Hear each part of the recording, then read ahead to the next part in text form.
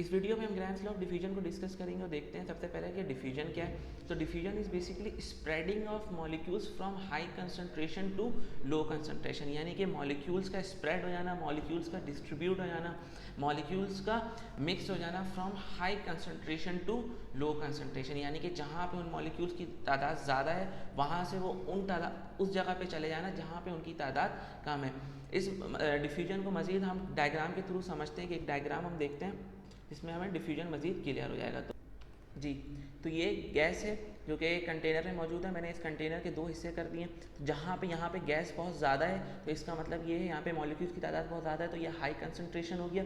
और इस पोर्शन में मॉलिक्यूल्स नहीं है या बहुत कम है तो ये जगह कहलाएगी हमारी लो कंसंट्रेशन, क्योंकि यहाँ पे मॉलिक्यूल्स की तादाद बहुत कम है। अब मैं क्या करता हूँ, मैं इस पार्टीशन को हटा देता हूँ।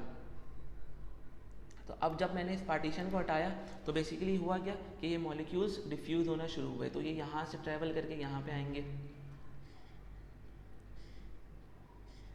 तो ये यहाँ पे मॉलिक्यूल्स पहुँचना शुरू हो गए। तो बेसिकली यही कुछ ये प्रोसेस कहलाता है डिफ्यूजन, और ये एक गैस की प्रॉपर्टी होती है, उस प्रॉपर्टी को हम कहते हैं डिफ्यूजिबिलिटी। तो इसकी एग्जांपल कुछ हम डेली लाइफ से अगर यही समझें तो जो परफ्यूम होता है हमारा, तो परफ्यूम की स्मेल अगर मैं एक रूम में अगर प्रेस करता हूँ तो थोड़ी देर बाद वो पूरे रूम में फैल जाती है। तो होता क्या है कि वो परफ्यूम के मॉलिक्यूल्स भी पूरे रूम में हमारे स्प्रेड हो जाते हैं। तो ये हम डिफ्यूजन की एग्जाम्पल थी।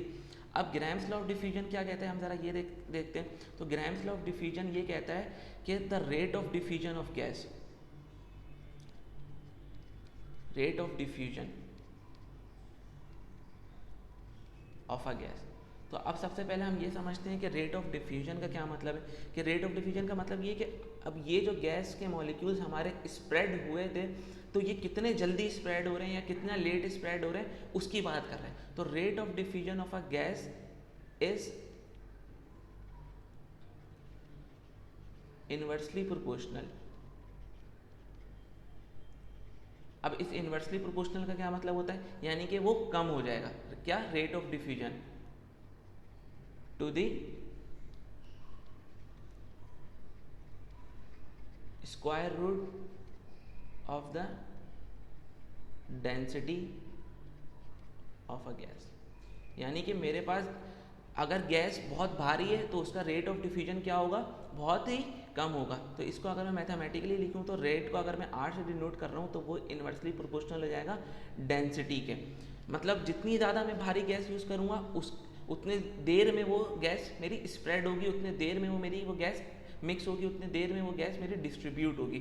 तो अगर मैं दो गैसेस के रेट की बात करूँ तो क्या होगा कि हम ये कंपेयर कर सकते हैं कि अगर कि कौन सी गैस कितने जल्दी डिफ्यूज़ हो रही है और कौन सी गैस कितने लेट डिफ्यूज़ हो रही है। तो हमें दो गैसेस के रेट को हम आपस में कंपेयर भी कर सकते हैं। अब इसकी एग्जांपल कुछ और ऐसे कंसिडर करते हैं कि मैं अगर आपको एग्जांपल दूं कि मेरे पास एक गिलास ट्यूब है।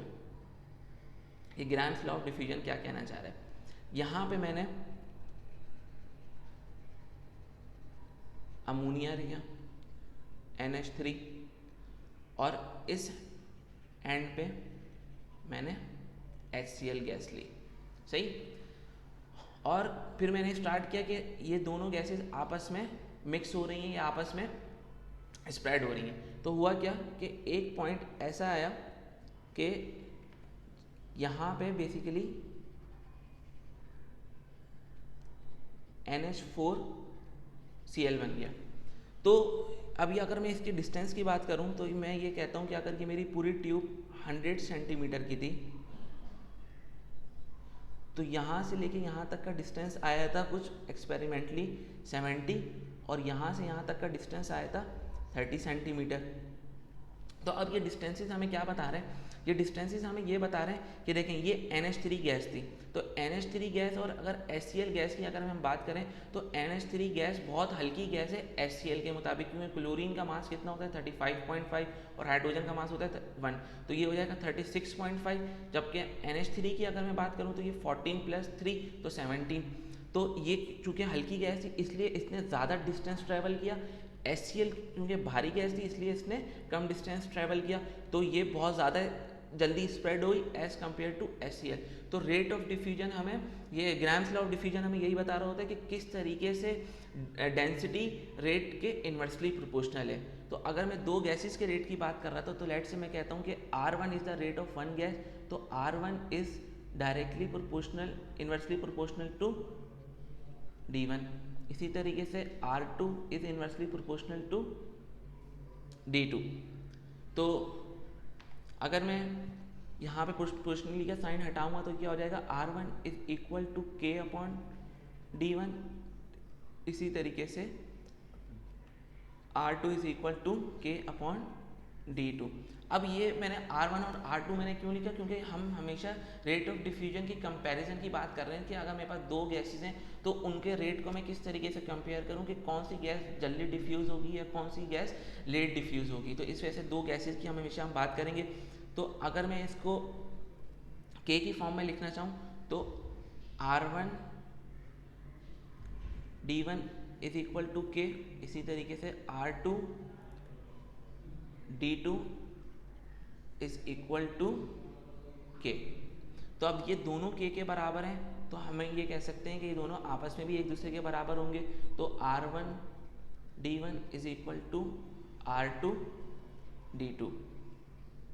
अब ये R1 यहाँ मल्टीप्लाई में तो नीचे आके डिवाइड हो जाएगा और इसको मैं ऐसे लिख सकता हूँ कि D2 अपॉन D1। तो ये पहली एक्सप्रेशन थी ग्राम्स लॉ ऑफ डिफ्यूजन की कि यहाँ पे हमने क्या किया, दो गैसेस के रेट्स ऑफ डिफ्यूजन को आपस में कंपेयर किया और ये बताया कि वो उनके रेशो के बराबर होते हैं उनकी डेंसिटी के। अब मज़ीद अगर हम इसकी और मैथमेटिकल फॉर्म को ड्राइव आउट करने की कोशिश करें तो मैं ये बताऊँ कि डेंसिटी हमारी बराबर होती है मास डिवाइडेड बाय वॉल्यूम के। तो अगर मैं वॉल्यूम की बात करूं तो मैंने इसकी फिगर की भी बात करूं तो यहाँ पे भी वॉल्यूम कांस्टेंट रहेगा कि भाई इस गिलास ट्यूब का वॉल्यूम कांस्टेंट है, और अगर ऊपर जो मैंने एग्जांपल ली थी तो उस कंटेनर का भी वॉल्यूम क्या होगा, सेम होगा। तो दोनों गैसेस के लिए वॉल्यूम क्या होगा, उनका सेम रहेगा, लेकिन मास चेंज हो जाएगा। मास होगा mass is equal to molecular mass of gas या मोलर मास ऑफ गैस हम उसको कह सकते हैं। तो अगर मैं R1 अपॉन R2 की बात करूं तो वो हो जाएगा मेरा M2 ओवर V1, इसी तरीके V2 और M1 ओवर V1। अब V1 is equal to V2 is equal to V, इस वजह से ये दोनों कैंसिल हो जाएंगे और हमारे पास R1 अपॉन R2 आ जाएगा M2 अपॉन M1। तो ये भी एक एक्सप्रेशन है जिसकी मदद से मुझे पता चल सकता है कि कौन सी गैस कितने उसका रेट ऑफ डिफ्यूजन क्या होगा। मतलब यही कि जैसे यहाँ पे जो मैंने आपको एग्जांपल दी थी कि HCl का मॉलिक्यूलर वेट ज़्यादा था NH3 से, इस वजह से ये कम डिफ्यूज़ हुई, इसी वजह से इसने कम डिस्टेंस ट्रेवल किया। तो ये एक्सप्रेशन भी हमें इसी एक्सपेरिमेंट को प्रूव करते हुए बता रही है। और अगर मैं अब रेट की बात करूँ तो रेट बेसिकली क्या होता है, rate is equal to 1 upon time. यानी कि मैं रेट का मतलब यही होता है कि मैं किसी भी चीज़ को टाइम के रिस्पेक्ट से चेक कर रहा हूँ कि वो चीज़ टाइम के रिस्पेक्ट से क्या चल रही है। तो अगर मैं R1 की बात करूँ तो R1 हो जाएगा मेरे पास 1 अपॉन T1 और R2 की बात करूँ तो हो जाएगा मेरे पास 1 अपॉन T2। तो ये कुछ आ जाएगा M2 ओवर M1। इसी तरीके से ये ऊपर आ जाएगा, ये नीचे आ जाएगा, तो ये आपके पास हो जाएगा T2 over T1 is equal to M2 over M1। तो ये भी एक एक्सप्रेशन होती है जिसमें हम टाइम के रिस्पेक्ट से हम बात कर रहे होते हैं कौन सी गैस कितना टाइम लेगी डिफ्यूज़ होने में दूसरे गैस के मुकाबले में। तो ये तीन कुछ मैथमेटिकल एक्सप्रेशंस थी ग्राम्स लॉ ऑफ डिफ्यूजन की। और ग्राम्स लॉ ऑफ डिफ्यूजन में हमने यही देखा कि अगर हम कंक्लूड करें ग्राम्स लॉ ऑफ डिफ्यूजन को तो बेसिकली जो रेट होता है वो इन्वर्सली प्रोपोर्शनल होता है कि जितनी ज़्यादा भारी गैस होगी उतना कम उसका रेट होगा। और मज़ीद अगर आपको इसको बहुत आसान लफ्ज़ों में समझना है तो आप इसको ऐसे समझ सकते हैं कि अगर दो लोगों की रेस लग रही हो और एक बंदा बहुत ज़्यादा हेल्दी है और एक बंदा थोड़ा सा स्मार्ट है, तो आप ये आराम से कह सकते हैं कि जो बंदा स्मार्ट है वो उसके चांसेस बहुत ज़्यादा होंगे कि वो रेस जीत जाए। क्यों? क्योंकि उसका जो मास है उसका कम है as compare to a healthy person के। तो यही कुछ केस होता है ग्राम्स लॉ ऑफ डिफ्यूजन में कि जब हम बात कर रहे होते हैं ग्राम्स लॉ ऑफ डिफ्यूजन की तो यही कि जो हल्की गैस होगी वो हमारी जल्दी डिफ्यूज़ हो जाएगी एज़ कम्पेयर टू हमारी हैवियर गैस के।